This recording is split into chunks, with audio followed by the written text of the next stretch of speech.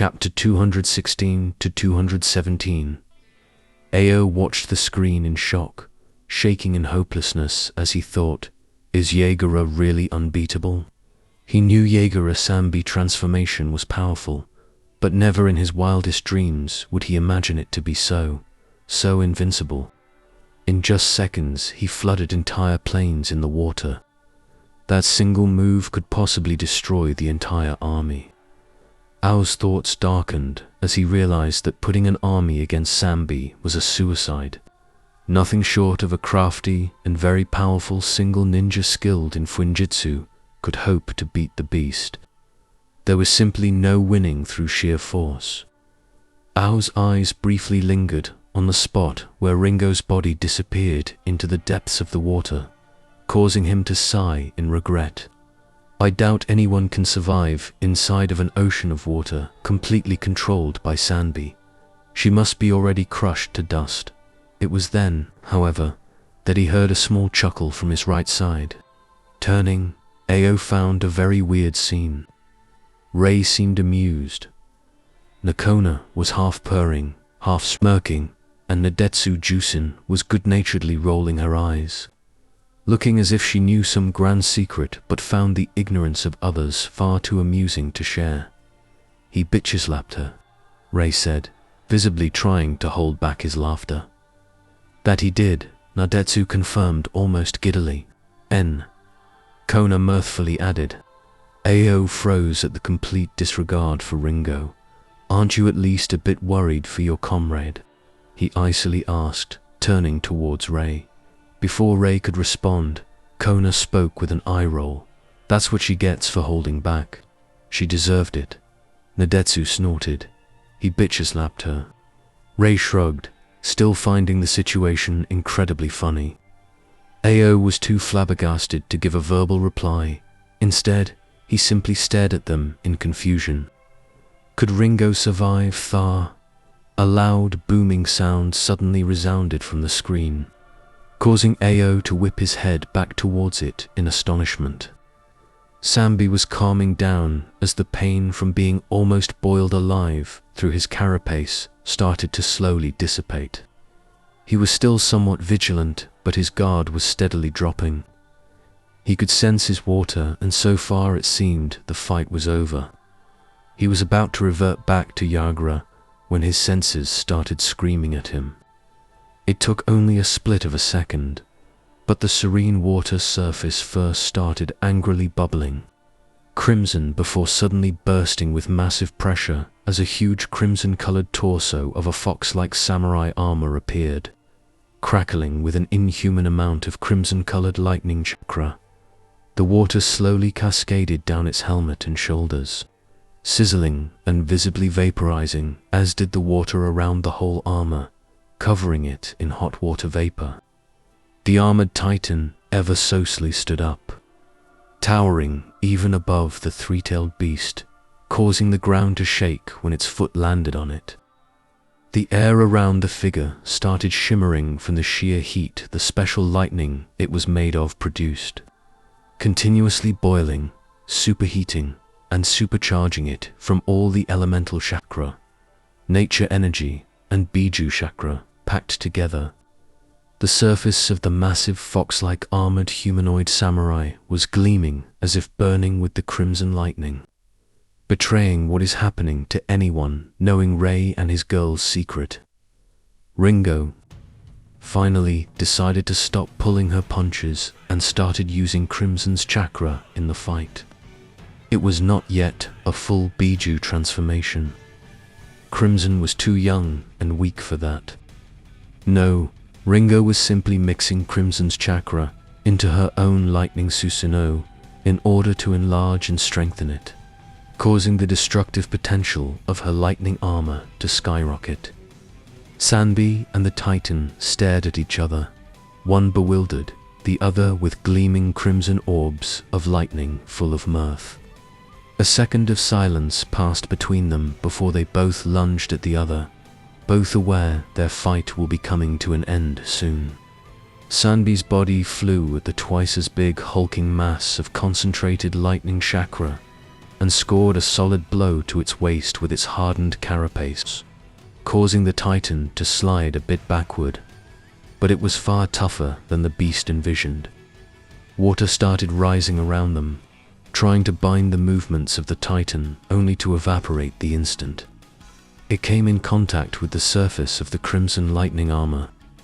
In retaliation, the lightning Susanoo of Ringo punched the Sunbeam hard, sending it crashing back into the water while causing it to scream as it felt the searing heat.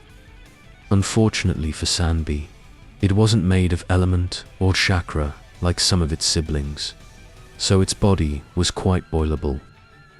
Sanbi wasn't dazed for long and quickly returned the offensive by throwing more waves of water at Ringo's lightning Susanoo, making it sluggish and preventing its movement with the sheer volume of it. Sanbi knew that Ringo, as a human, didn't have an unlimited amount of chakra, and sustaining such a giant made of special lightning would quickly deplete her meager reserves. For now, he wanted to make this into a fight of attrition. Stay the hell away from her and her damned superheated armor, and outlast her through his chakra reserves.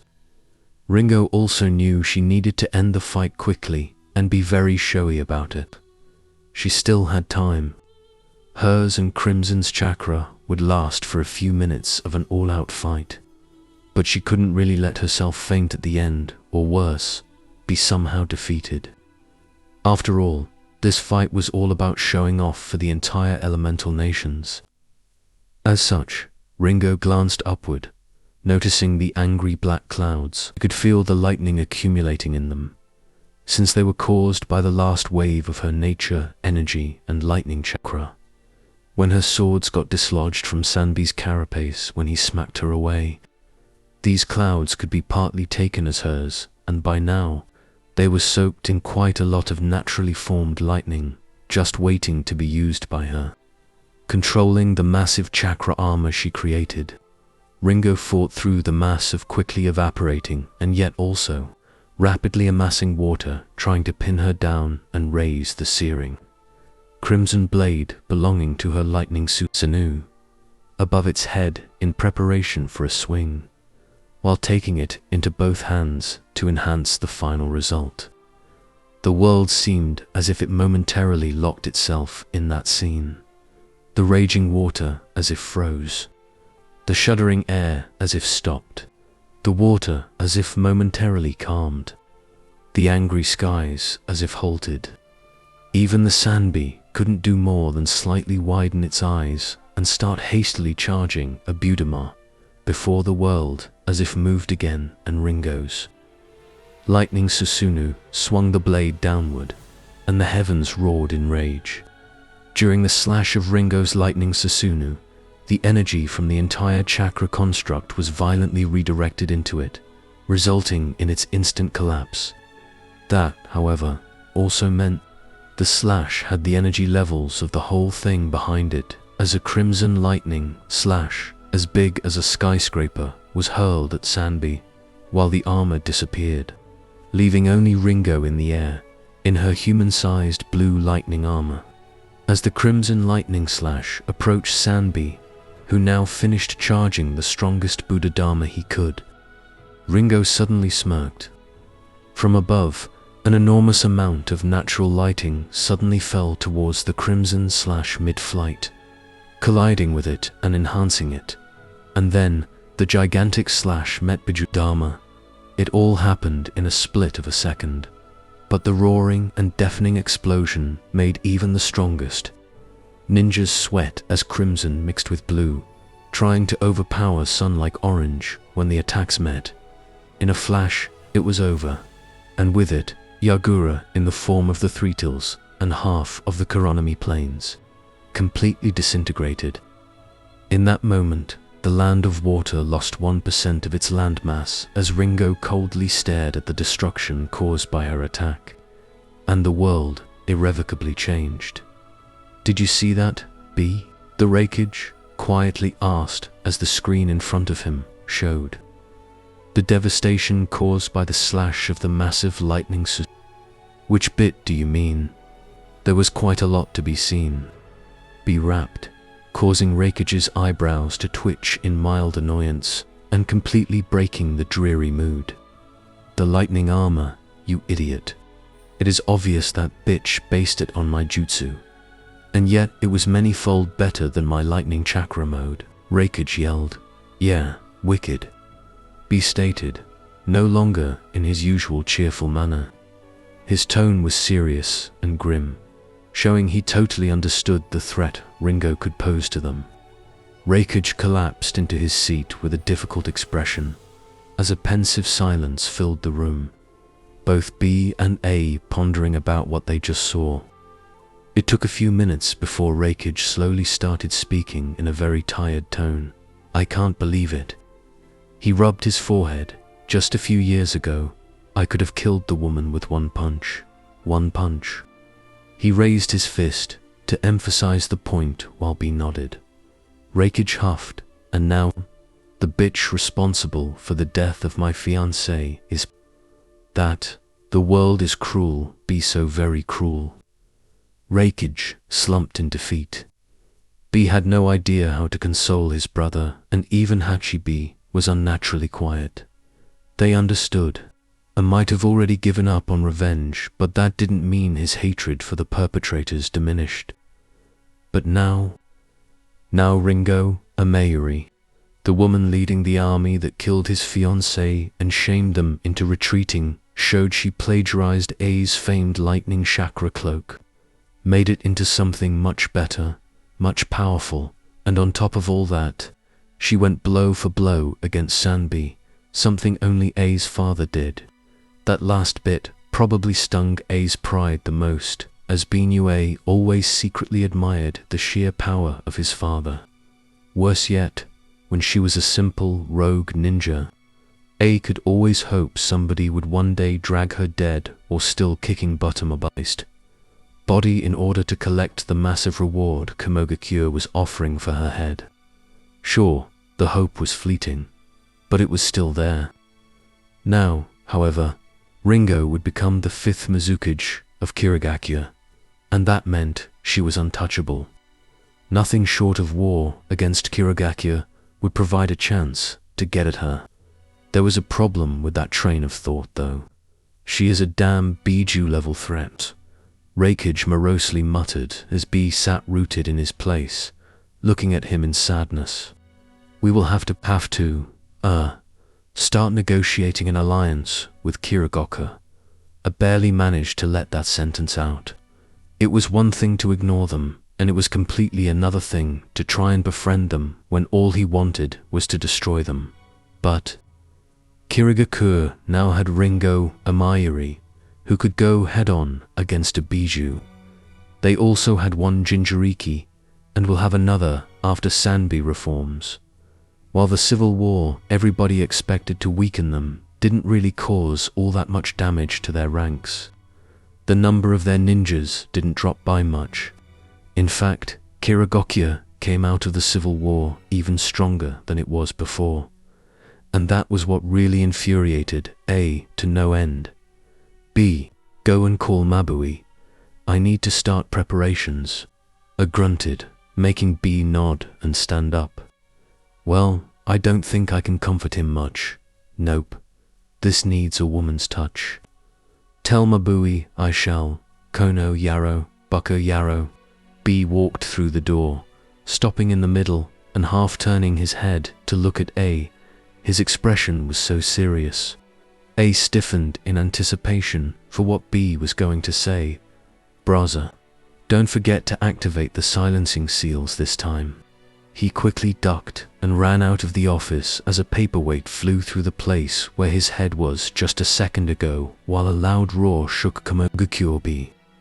Almost catatonic Obito watched the battle from afar, not really believing what he just saw. Did that woman just disintegrate the Three Tails? He thought in shock, his body stiff and unresponsive. This requires more thought. But still, he suddenly grew regretful. Obito, knowing it was 50-50, still believed Yagura could win. Then again, he could also lose. But never, even in his wildest dreams, would he think Yagura would lose in such a manner. That girl is dangerous. Maybe I should invite her to Akatsuki. Then again, maybe not. She is now a cage, and if she was not agreeable to the offer, Obito shuddered. It would take only one competent cage, and Akatsuki would have an incredibly hard time surviving. Fortunately for him, he steered far away from the at the very least semi-competent ones. That's why he mostly worked with Tsuchekage and controlled Mizukage. No, we are not yet strong enough to face that kind of bullshit. Obito relented. He thought Nagato extremely powerful. Then again, maybe he thought wrong. Yozora, huh? Maybe I should start paying more attention to them. Ignoring them just because they disappeared from the spotlight for a few years was clearly a mistake. He spoke in a totally serious voice, abandoning his childish act. Tightly clenching his fists in anger, they foiled my plan to avenge Rin. Years of preparations and manipulation. Do they not understand how hard it was to catch a damned cage-level Jinchuriki off guard with my Jinjutsu? Suddenly, Obito screamed in rage and started rubbing his hair in frustration as he realized, I will have to start again from scratch. If only the Biribiri Company didn't hire a member of Yozora to fight for them. His life would be so easy, but no. It just had to be the two most insufferable organizations in existence to band together and completely ruin his plans. He tried to infiltrate or spy on the Biribiri Company for years, and he somewhat succeeded, finding out they were not really a threat. They focused on money and business, hence, they were not direct competition for Akatsuki. No, Yozora was the problem. Organization, much like Akatsuki, an organization capable of acting in the shadows, directing the flow of history according to their wishes. It only now became apparent to Obito, they probably manipulated the Biribiri Company to do their bidding, causing them to insert one of their own into a position of Mizukage. No. Yozora was shaping up to be a big headache for him and his plans. With a huff, Obito disappeared in a swirl, thinking how he should use his pawns in the land of water to set another anti-clan civil war into motion. Unfortunately for him, he was underestimating the newfound caution of the clan heads who will, for all intents and purposes, be ruling Kirigokya whenever Ringo couldn't be bothered, which meant all the time. Anko leisurely laid on a sofa in the main house of the Senju clan compound in Konoha, her legs on the table and a half-empty bowl of chips on her bare belly.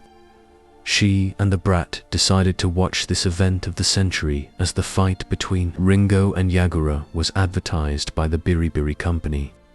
She brought the viewing gem, which was according to the brat who had all that Finjitsu information stuffed in his head. A very nifty seal matrix that connected the viewing seal with the recording seal, and then simply caused the viewing seal to produce a genjutsu of the events recorded by the recording seal. And they decided to have a nice afternoon watching the brawl. She was still not comfortable with the thought of the brat calling her mum. And the first time he did that, she showed him why exactly that was a bad idea. Nobody can say Anko Mitarashi was a bad mentor. The kid quickly learned that the only acceptable way to call her is sis, or better yet, sensei. And it took only a few broken bones and a shitload of bruises too. Then again, the brat was now scared of snakes. Oh well.